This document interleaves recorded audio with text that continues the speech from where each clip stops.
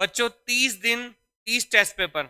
अब हमारे पास समय बहुत कम रह गया है, समय की रफ्तार बड़ी तीव्र होती है, समय का पहिया घूमता रहता है और अब आपके पास में 1 महीना 3 दिन रह गया है, क्योंकि 10 तारीख में 10 जनवरी को आपका पेपर होना है। आज 7 दिसंबर हो गया है और 7 और 3 10 होते हैं, दिसंबर 31 का होता है। तो इस टाइप से आपको 1 महीना 4 दिन का समय मिलेगा। अब आपको अपने कलम को और आपने जो अर्जित किया है उसको दोहराने का समय है। अब जितना दोहरा लेते हैं, कहते हैं ना कि करत करत अभ्यास से जड़मति हो सुजान, रसरी आवत जाते सिल पर परत निशान। जितना अभ्यास करेंगे आप, उतना ही आपके ज्ञान में वृद्धि होगी। तो बच्चों, आज की हम श्रृंखला को लेकर आए हैं, प्रश्नों की श्रृंखला को। 20 प्रश्न यहाँ पर रखे गए हैं और जैसा कि जीडी का सिलेबस है, नए सिलेबस के अकॉर्डिंग हम चर्चा कर रहे हैं। 20 क्वेश्चन जो आपके पाठ्यक्रम के अकॉर्डिंग हैं और वहां से आपको मिलना स्वाभाविक है और वहां से आपको पेपर्स में हूबहू वही क्वेश्चन मिल जाएंगे। मैं अवनीश कुमार टीएसए क्लासेस के प्लेटफॉर्म पे आप लोगों का स्वागत करता हूं। अब हम अपने पहले क्वेश्चन की तरफ बढ़ते हैं और पहला क्वेश्चन जो हमारा कह रहा है, पहला क्वेश्चन जो हमारा कह रहा है वो बताता है हमें कि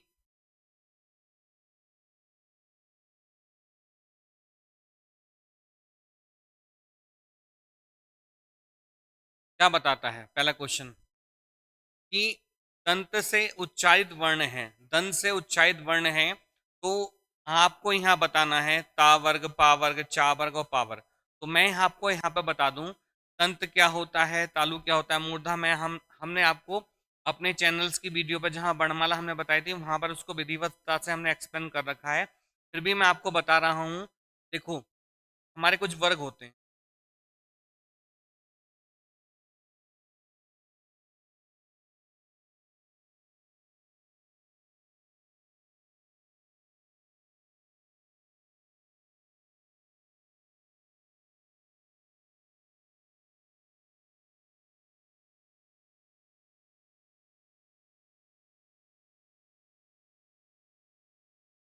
ठीक है बच्चों, ये हमारा होता है, इसे कहते हैं बेटा हम का वर्ग, इसे कहते हैं हम चा वर्ग, वैसे टा वर्ग, इसे ता वर्ग, वैसे क्या कहते हैं बेटा हम पा वर्ग।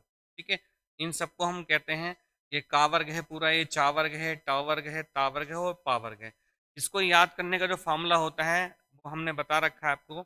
इसको याद करने का फॉर्मूला होता है कचट तप। क्या होता है? कचट तप। ठीक है, अब देखो का से क्या हो जाएगा हमारा का वर्ग, चा से क्या हो जाएगा हमारा चा वर्ग, टा से क्या हो जाएगा बेटा हमारा टा वर्ग, ता से क्या हो जाएगा हमारा ता वर्ग और पा से क्या हो जाएगा हमारा पा वर्ग। ये 5 वर्ग यहाँ पर हमारे हो गए हैं। अब इनका उच्चारण स्थान हमें देखना है। तो देखो, ये जो का वर्ग है इसका जो पूरा उच्चारण स्थान जो है, मैं यहाँ बता दूं कि इसका जो उच्चारण स्थान क्या है पूरे का, इसको वर्ग कहते थे हम, वर्ग कहते हैं। का वर्ग, चा वर्ग। ठीक है, वर्ग लिख दूं इसके ऊपर भी, इसके ऊपर भी वर्ग कर दूं, इसके ऊपर भी वर्ग लिख दूं और इसके ऊपर भी वर्ग कर दूं। तो का वर्ग का जो उच्चारण स्थान है वो क्या है बेटा? कंठ है। ठीक है, चा वर्ग का क्या है? क्या है? तालु है। का वर्ग का जो है कहा है, का वर्ग का जो है वो दंत है और पावर का जो है ओ। ठीक है, अब यहाँ पर जो हमसे क्वेश्चन पुट अप का है, एक भी क्वेश्चन आपका गलत यहाँ से नहीं होगा। ये वर्गों से प्रश्न हर परीक्षा में आपसे पूछा जाता है बेटा। अगर व्याकरण, हिंदी व्याकरण में आपको निपुणता हासिल करनी है, अपना 100% देना है, व्याकरण का एक भी क्वेश्चन अगर आपका गलत ना हो, तो व्याकरण की जो रीढ़ की हड्डी जो कही जाता है वो संधि का टॉपिक कहा जाता है। जैसे मनुष्य को खड़ा होने के लिए बैकबोन की आवश्यकता पड़ती है, पीठ में रीढ़ की हड्डी जो होती है उसकी आवश्यकता होती है। ठीक उसी प्रकार से अगर हिंदी व्याकरण में अगर हम अच्छा करना चाहते हैं, 100% करना चाहते हैं, तो हमें संधि का टॉपिक अच्छा से आना चाहिए। और संधि के टॉपिक के लिए बेटा हमें वर्णमाला का ज्ञान होना चाहिए। अगर हमें छत पर जाना है तो छत पर जाने के लिए हमें स्टेप बाय स्टेप चलना पड़ेगा। तो अगर हिंदी व्याकरण को हमें सीखना है तो हमें वर्णमाला का ज्ञान होना बहुत नितांत आवश्यक है। तो वर्णमाला में देखो, मैंने आपको बता दिया, 5 वर्गों का बता दिया है। अब पूछा है दंत से उच्चारित वर्ण है। ठीक है, तो यहाँ पर वर्ण का हम यहाँ पर वर्ग भी कह सकते हैं, लेकिन वर्ण कौन सा हो सकता है, वर्ण भी कह सकते हैं हम। देखो ता वर्ग, पा वर्ग, का वर्ग या चा वर्ग।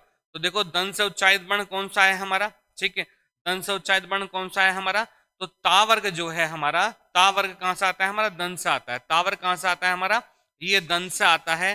तो इसमें क्या आता है, त थ द ध ध न, ये दंत से होता है हमारा, ठीक है। तो इसका जो पहला आंसर हो जाएगा क्या हो जाएगा, ये हो जाएगा तावर्ग। पावर्ग का जो उच्चारण स्थान क्या है बेटा, वो ओष्ठ है, ठीक है। चावर्ग का जो स्थान है, चावर्ग का जो उच्चारण स्थान क्या है बेटा, वो हमारा तालु है, ठीक है। और कावर्ग का उच्चारण स्थान क्या है बेटा, कंठ है। और तावर्ग का जो उच्चारण स्थान है वो क्या है हमारा, तावर्ग का जो स्थान क्या है बेटा, वो दंत है, ठीक है। वो क्या है, दंत है। तो दंत से उच्चारित वर्ण है हमारा कौन सा है, तावर्ग है, ठीक है।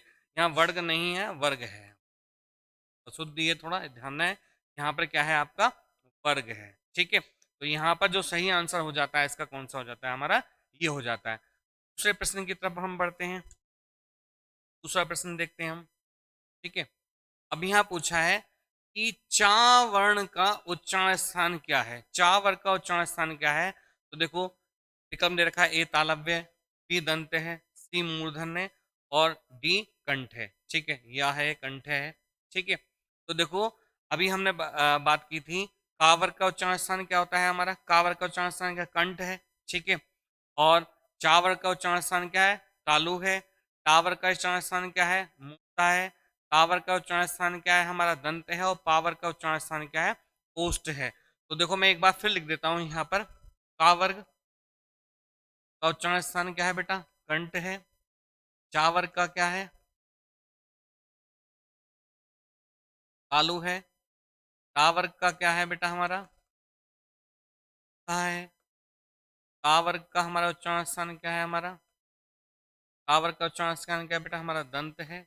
और पावर का उच्चारण स्थान क्या है बेटा हमारा, ठीक है। तो यहाँ पूछा है हमसे कि चा वर्ण का उच्चारण, चा वर्ण जो होता है हमारे किसमें, चा वर्ग में आता है। तो इसका जो उच्चारण स्थान क्या हो जाएगा हमारा, क्या हो जाएगा हमारा, तालु हो जाएगा। और तालु कहाँ है, पहले नंबर पे रखा हुआ है। तो इसका जो आंसर हो जाएगा हमारे दूसरे क्वेश्चन का क्या हो जाएगा, ए हो जाएगा। क्या हो जाएगा, ए हो जाता। अब यहाँ पर हमारा क्या हो सकता था, ता या था, ता वाले कोई वर्ग हो सकते, तो वो दन से हो जाते हैं। मूर्धन्य में क्या होता है हमारा, ठीक है, मूर्धन्य में क्या होता है, पूरा टा वर्ग हो जाता है, टा ठा डा डा डा, ठीक है। तो ऋष ऋषि भी हो सकता है, स्वर भी होते हैं हमारे, तो वो भी होते हैं। कंठ में क्या होता है, पूरा हमारा का वर्ग हो जाता है, विसर्ग होता है। और क्या होता है हमारा, ह होता है। हा कौन सा होता है, कंठ से उच्चारित होता है। संस्कृत में सूत्र होता है, अकु विसर्जना कंठमूरा, ठीक है। अ का वर्ग विसर्ग, ये सारे के सारे क्या है, और ह कहाँ से उच्चारित होते हैं, हमारे कंठ से उच्चारित होने वाले वर्ण हैं, ठीक है। अगले हम तीसरे प्रश्न की तरफ चलते हैं। तीसरा प्रश्न देखते हैं, देखो बड़ा ही अच्छा प्रश्न है। निम्न समूह में से किस शब्द समूह की वर्तनी शुद्ध है, मतलब इनमें से कौन सा शब्द जो है जिसकी वर्तनी बिल्कुल शुद्ध है। तो यहाँ पर हमें देखना है, देखो पहला शब्द रखा है, पहला जो विकल्प देखा है, तीन तीन का पेयर यहाँ पर बना रखा है। चार का भी बना सकता है, दो का भी बना सकता है, और सिंगल एक एक को भी आपको देख सकना है। वर्तनी से क्वेश्चन आते ही हैं। हमारे चैनल पे वर्तनी से संबंधित एक पूरा वो पड़ा हुआ है, वर्तनी शुद्धि का, उसे आप वहां से देख सकते हैं। वहां से आपका प्रश्न बच के नहीं जाने वाला, ठीक है। देखो यहाँ पे दिग्विजयी शब्द दे रखा है, कृतज्ञ दे रखा है, क्षितिज दे रखा है, शिखर देखा है, प्रकृति दे रखा है, मस्तिष्क दे रखा है, जयश्री दे रखा है, देहिक दे रखा है, स्त्रियां दे रखा है, वर्तमान दे रखा है, अभिलाषा दे रखा है, अतिशीघ्र दे रखा है, ठीक है। तो इन शब्द में देखो जो सही है हमारा वो क्या है। देखो पहले मैं इसके बता देता हूँ। देखो ये शब्द में यहाँ पर ये एरर है, अशुद्ध है। तो इसका शुद्ध क्या होगा, देखो शिखर शब्द हमारा ऐसे लिखा जाएगा, प्रकृति हमारा ऐसे लिखा जाएगा, ठीक है। और मस्तिष्क जो लिखा जाएगा बेटा हमारा, वो ऐसे लिखा जाएगा, ठीक है।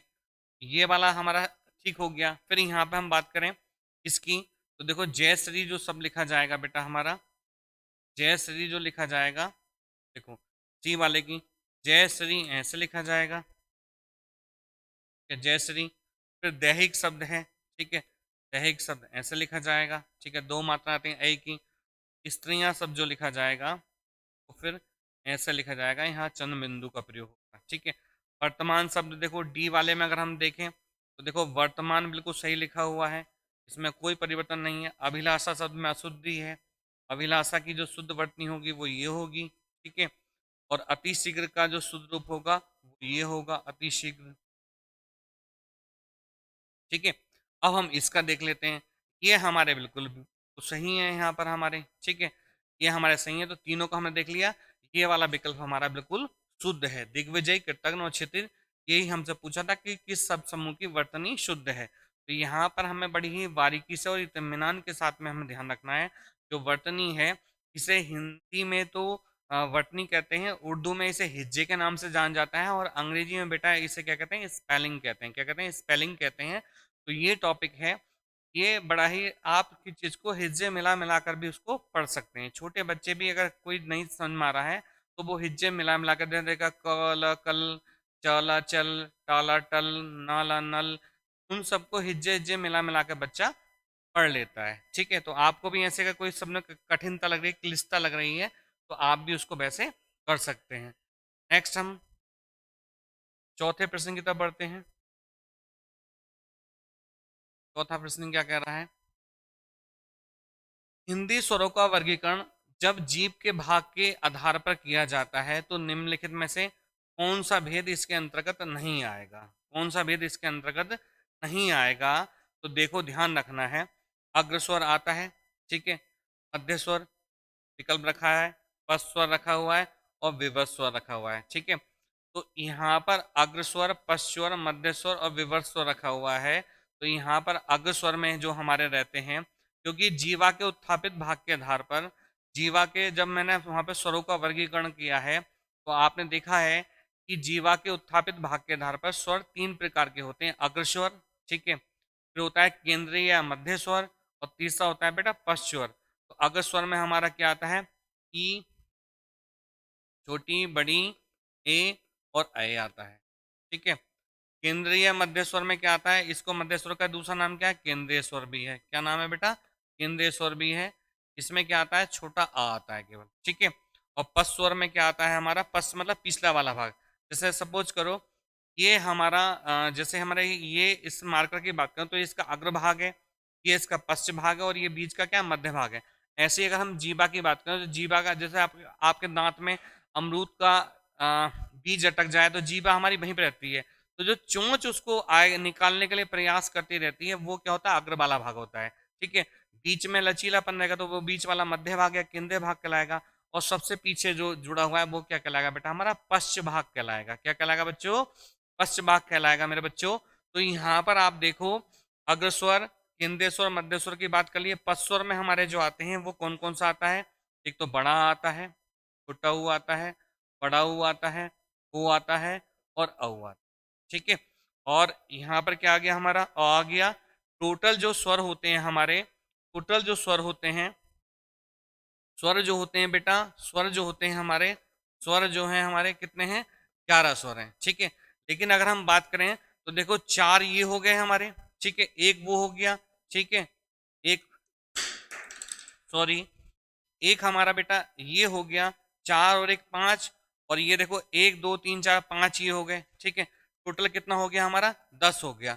जबकि स्वर है हमारे कितने, 11। तो री से ऋषि जो यहाँ पर होता है, जो री से री है हमारा, इसका उच्चारण स्थान क्या है, मूर्ध है, ठीक है। वो जीवा से उच्चारित नहीं होता है। तो यहाँ पर एक क्वेश्चन आपसे ये भी पूछ सकता है कि निम्नलिखित में से कौन सा वर्ण है जो जीवा से उत्थापित नहीं होता है, जीवा से उच्चारित नहीं होता, तो क्या बन जाएगा आपका, री से री बन जाएगा। और विवृत स्वर में एक ही है हमारा, क्या होता है बेटा, बड़ा, ठीक है। इसे विवृत स्वर कहते हैं, ठीक है। तो विवृत स्वर के उच्चारण करने में क्या, मुख हमारा सबसे ज्यादा खुलता है, तो ये विवृत स्वर हमारा अलग है, ठीक है। वो फिर हमारा क्या होता है, वो हमारा फिर क्या है, मुखाकृति के आधार पर वहां पर स्वरों का वर्गीकरण होगा। संवृत स्वर, अर्धसंवृत स्वर, विवृत स्वर और अर्ध विवृत स्वर, ठीक है। तो वहां पर उसका वर्गीकरण बनेगा। फिर ओष्ठाकृति के आधार पर स्वरों का वर्गीकरण होता है, वृत्तामुखी स्वर और अवृत्तामुखी स्वर। उन सबका जो विस्तृत वीडियो है वो बेटा हमारा पेट वाले उसमें आपकी पड़ी हुई है, प्ले लिस्ट में आप जाकर देखिए। स्वरों को अच्छे से वर्गीकरण कर रखा है, एक एक चीज मैंने बड़े ही इत्मीनान के साथ में आपको बताई है।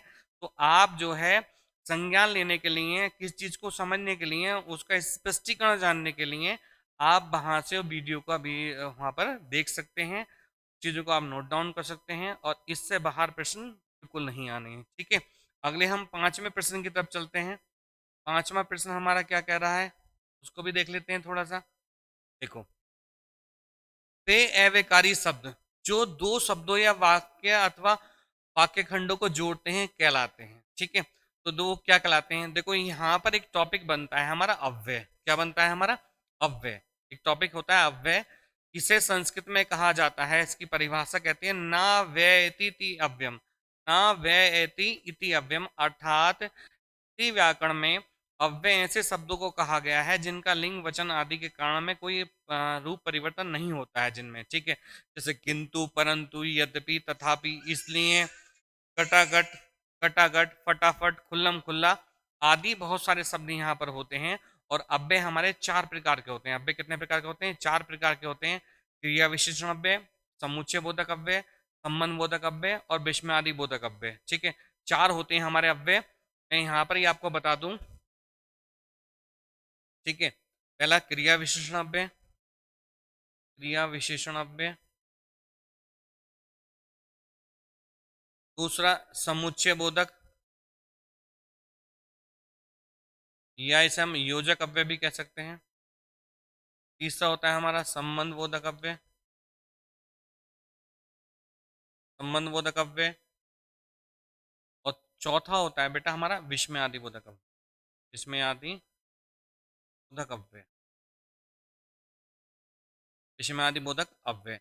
तो यहाँ पर अब इसने तो क्या कहला पूछा है कि जो क्रिया की विशेषता बताएंगे वो क्रिया विशेषण अव्यय कहलाएंगे। लेकिन यहाँ पे क्या है, अव्ययकारी शब्द जो जो दो शब्दों या वाक्यखंडों को अथवा खंडों को जोड़ते हैं कहलाते हैं। संबंध बोधक अव्यय तो कहलाएंगे नहीं, संबंध बोधक अव्यय तो कहलाएंगे नहीं, क्योंकि संबंध में हमारा जो है, संबंध में जो है हमारा, संबंध में जो रहता है हमारा, वो सारा का सारा क्या होता है? आपने कारक पढ़ा होगा। आपने क्या पढ़ा होगा? एक कारक का टॉपिक पढ़ा होगा, वहां से कीवर्ड्स वहां पे बनेंगे। कारक जो होता है हमारे, कारक 8 होते हैं: कर्ता, कर्म, करण, संप्रदान, अपादान, संबंध और अधिकरण। ठीक है, कर्ता कारक का विभक्ति चिन्ह क्या होता है? ने होता है। कर्म का क्या होता है बेटा? विभक्ति चिन्ह क्या होता है कर्म कारक का? को होता है। करण कारक का क्या होता है? से, साथ, द्वारा होता है। और संप्रदान का क्या होता है हमारा? के लिए होता है, लेकिन इसमें कर्म कारक का को भी रहता है। अपादान का जो विभक्ति चिन्ह क्या होता है? से होता है, वो भी अलग के भाग में होता है। और अपादान काल में क्या आता है? संबंध होता है। संबंध का होता है का, की, के, रा, री, रे। तो का, की, के, अब वहां पर क्या है हमारा, अगर हमें पूछे हमसे कि संबंध बोधक अव्यय कौन से होते हैं, तो जो कारक चिन्ह के बाद में जो वर्ड्स रखा हुआ है वो संबंध बोधक अव्यय कहलाता है। जैसे मैं कहूँ कि बालक चांद की ओर देख रहा है, बालक चांद की ओर देख रहा है, तो की शब्द के बाद में जो वर्ड्स आया है और शब्द, वो क्या है हमारा? संबंध बोधक अव्यय है। ठीक है, जैसे मैं कहूँ मेरे घर के सामने आम का पेड़ है, मेरे घर के सामने आम का पेड़ है, तो घर के सामने के शब्द के बाद में क्या आ रहा है? सामने शब्द आ रहा है, तो वहां पर हमारा क्या है? संबंध बोधक अव्यय है। ठीक है, अगला है तो विस्मय आदि बोधक अव्यय, या विस्मय आदि बोधक शब्द भी कह सकते हैं इन्हें।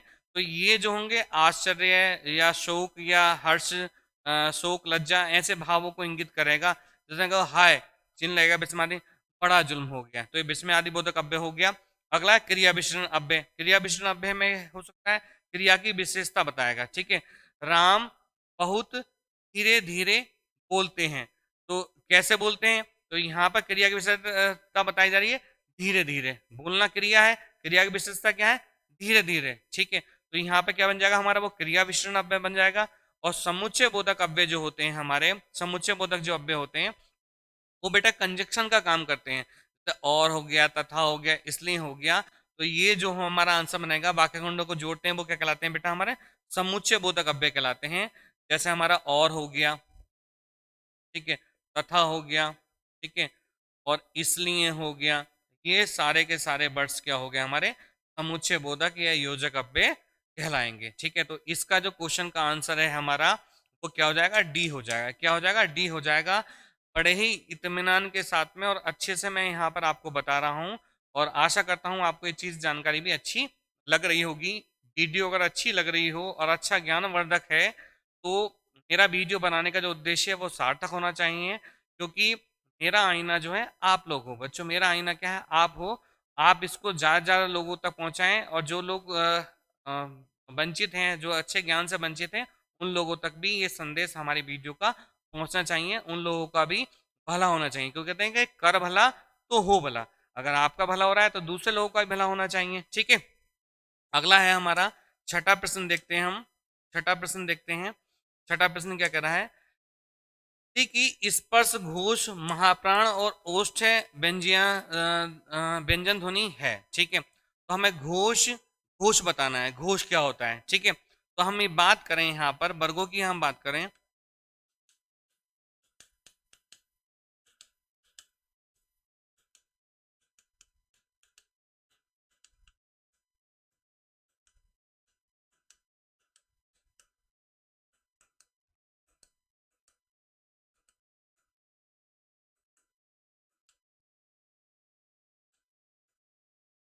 ये बेटा हमारे 5 वर्ग होते हैं। कितने होते हैं? 5 वर्ग होते हैं। उस कारण में फिर अंतस्थ व्यंजन होते हैं यार अलावा, और फिर उसमें होते हैं श हाथ 33 व्यंजन होते हैं। तो इसमें से ये जो है हमारे, ये जो पूरे के पूरे 25 वर्ण हैं हमारे। कितने वर्ण हैं बेटा? ये 25 वर्ण है। ठीक है, इन 25 वर्ण को हम क्या कहते हैं? इन्हें क्या कहते हैं? हम इन्हें स्पर्श व्यंजन के नाम से भी जानते हैं। क्या कहते हैं इन्हें? स्पर्श व्यंजन भी कहते हैं इन्हें। ठीक है, और स्पर्श व्यंजन क्यों कहते हैं इनको?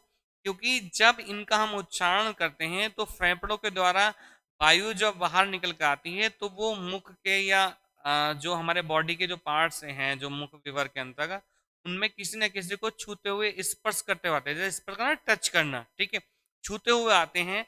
तो जब छूते हुए आते हैं तो इनको क्या कहता है? स्पर्श व्यंजन कहा जाता है। ठीक है, तो यहाँ पे स्पर्श वाली बात समझ में आएगी। अब पूछा है घोष, क्या पूछा है? घोष पूछा है। ठीक है, घोष पूछा है। अब घोष और अघोष क्या होता है? ठीक है, घोष और अघोष क्या होता है? घोष का अर्थ होता है बेटा स्वर तंत्रियों में कंपन होना। घोष का अर्थ होता है स्वर तंत्रियों में कंपन होना, और अघोष का अर्थ होता है आ लगा हुआ है, आ का मतलब हो गया कंपन ना होना। और एक चीज और समझ लीजिए यहाँ पर, देखो एक चीज और ध्यान रखना है, हिंदी के अंतर्गत आपको एक चीज पता होनी चाहिए कि, देखो एक चीज और जान लो यहाँ पर कि एक तो अ शब्द को आपको ध्यान रखना है। इसको याद रखना है बेटा। एक तो आ को याद रखना है और एक सा को याद रखना है। आ और सा को, इन दोनों को याद रखो। अब ये ध्यान रखना कि आ जिसके साथ प्रारंभ में लगा हुआ होगा उससे उसको क्या कर देगा? रहित कर देगा। और सा जिसके साथ लगा हुआ होगा उसको क्या कर देगा? सहित कर लेगा। जैसे मैं यहाँ पे लिखूं ए परिवार, और फिर लिख दूं बेटा मैं यहाँ पे सह परिवार। अभी हम विकल्प की बात नहीं कर रहे हैं। ठीक है, अभी विकल्प की बात नहीं कर रहे हैं। एक्सप्लेनेशन को देखो, समझो उसको। ठीक है, अभी हम किसके आ की बात करें तो अपरिवार सहपरिवार। अभी यहाँ पे दिया घोष, और घोष को हम क्या कह सकते हैं विषय बेटा? हम सघोष भी कह सकते हैं। क्या कह सकते हैं? घोष का दूसरा नाम क्या है? सघोष ही है। सघोष मतलब कंपन होना। और मैंने बताया अभी घोष का क्या अर्थ होता है? स्वर तंत्रियों में कंपन होना, झंझनाहट होना, वाइब्रेट होना हल्का सा। ठीक है, वो क्या कहलाएगा? झंझनाहट कहलाएगा। अब अघोष क्या होगा? अघोष जिसमें कंपन ना हो, जिनमें कंपन ना हो। तो यहाँ पर हमें जो जानना है वो क्या जानना है कि हर वर्ग का पहला और दूसरा वर्ण, यानी कि देखो ये वर्ग है हमारे, इसे क्या कहते हैं हम? का वर्ग, चा वर्ग, टा वर्ग, ता वर्ग और पा वर्ग। ये पांचों के पांचों वर्ग हो गए। तो इसमें जो वर्ण है हमारे, इसमें जो वर्ण है, ये हमारा पहला वर्ण हो गया, दूसरा हो गया, तीसरा हो गया, चौथा हो गया, पांचवा हो गया। पहला, दूसरा, तीसरा, चौथा, पांचवा। तो मैं बता दूं अघोष, ठीक है, और सघोष, या इसे हम घोष भी कह सकते हैं। इसे हम घोष भी कह सकते हैं। तो यहाँ पर अगर हम देखें, यहाँ पर हम समझें, तो अघोष क्या होता है? हर वर्ग का पहला और दूसरा वर्ण। हर वर्ग का पहला और दूसरा वर्ण क्या होता है? हमारा अघोष होता है। यानी कि कौन कौन सा? ये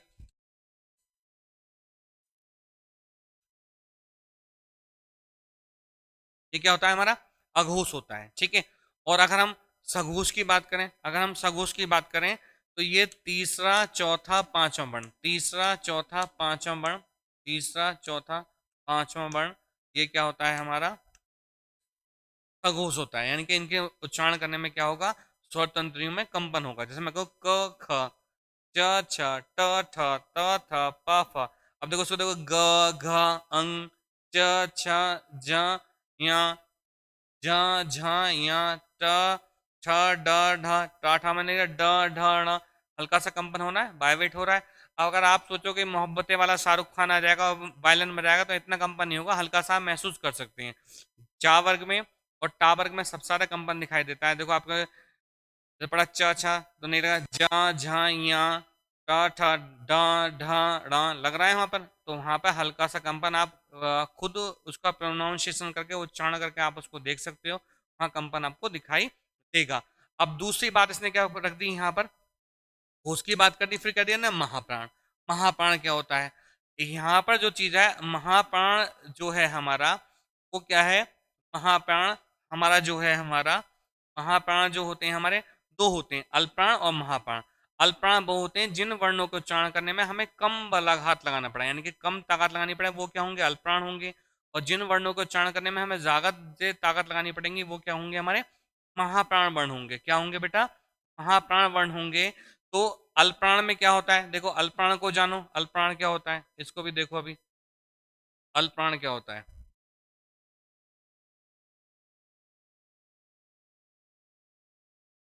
अल्पप्राण को देखो, अल्पप्राण में क्या होता है, हर वर्ग का हर वर्ग का पहला तीसरा और पांचवा वर्ण, एक तीन पांच 135, पहला तीसरा और पांचवा वर्ण, ये मैंने तो ग्रीन कर सका, एक तीन पांच, एक तीन पांच, एक तीन पांच, 135, एक तीन पांच, एक तीन पांच, ये क्या होगा, देखो मैं यहाँ पे बनाता हूं, ये क्या होगा ग्रीन कलर, इसमें आसमानी कलर से, ये क्या होगा बेटा, अल्पप्राण होगा। क्या होगा हमारा, अल्पप्राण होगा।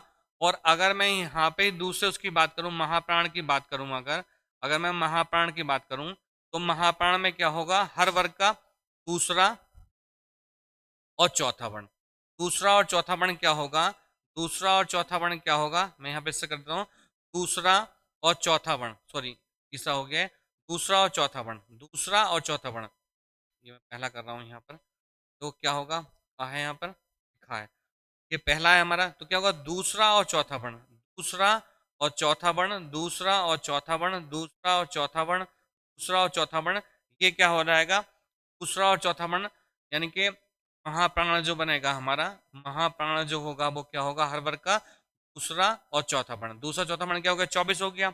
और ये क्या हो गया, अल्पप्राण में क्या हो गया हमारा, अल्पप्राण में क्या हो गया, एक तीन पांच, यानी कि 135 क्या हो गया हमारा, अल्पप्राण हो गया। और 24 क्या हो गया हमारा, महाप्राण हो गया, 24 क्या हो गया, महाप्राण हो गया।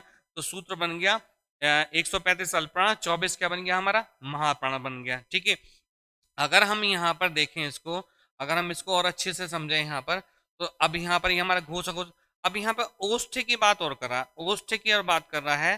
तो देखो ओष्ठ से अगर हम बात करेंगे, ओष्ठ से, ओष्ठ व्यंजन ध्वनि है, ओष्ठ व्यंजन ध्वनि है, तो अगर हम इसकी बात करेंगे तो देखो हमारा जो है ये भा दे रखा है विकल्प में, फिर क्या दे रखा है इसने, दा दे रखा है, फिर क्या दे रखा है, था दे रखा है और हा दे रखा है। तो देखो ये हमारा क्या है, जो वर्ण है हमारा, ओष्ठ भी पूछा है इसने, अब इसने वर्ग भी यहाँ पे पूछ लिए। तो ये जो का वर्ग है हमारा कंठ से है, ठीक है, ये किससे था हमारा, तालु से था, ये मूर्धा से था, ये दंत से था, ये ओष्ठ से था। तो देखो यहाँ पर क्या हो रहा है हमारा, पा फा, अब देखो पा फा वा भा, देखो दा नहीं होगा, दा से मतलब है नहीं, क्योंकि दा वर्ग हमारा किस में आएगा, हमारा त था दा वाले में आएगा, ये किससे होगा, हमारा दंत से उच्चारित होगा।